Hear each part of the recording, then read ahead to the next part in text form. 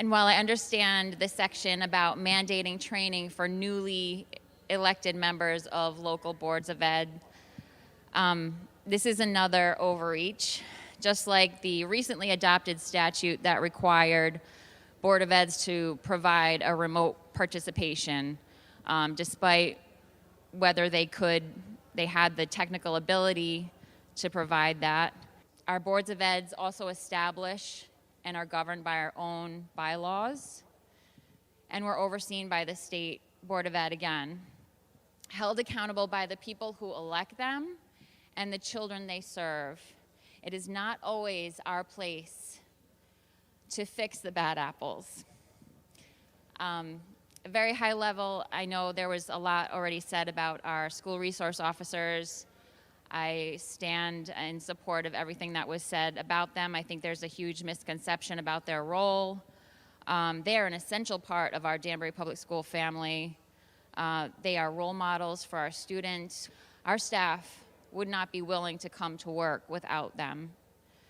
I don't understand where the professional chef grants idea came from.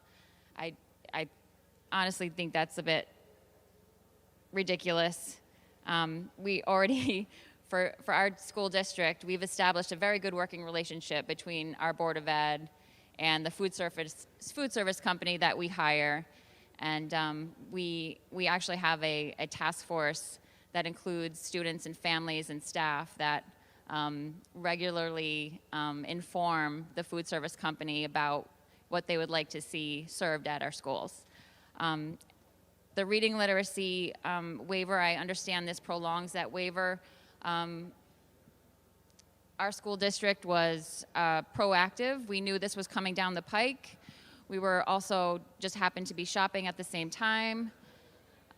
So this isn't really a carrot for us. There's not really much in this legislation that gets me excited to support it. But I do want to take this opportunity to put it on the table that when we legislate or mandate curriculum, that it be culturally responsive, and recognize that what works for one district may not work for all districts. I do appreciate all the work that went into this, especially around school climate. I wish this was a separate piece of legislation. I wish it wasn't thrown into this huge bill. School climate, and I don't stand in the bandwagon that believes that school climate and social emotional learning are bad words. They're not code for anything else. I've served on our Board of Ed pre-pandemic, during pandemic, and post-pandemic, and I have seen the devastating effects that this has had on our kids. Our school expulsions pre-pandemic were maybe a handful throughout the entire school year. Post-pandemic, they were up probably that amount per month. I can't support the bill as it stands right now. Again, I think it's too much of an overreach.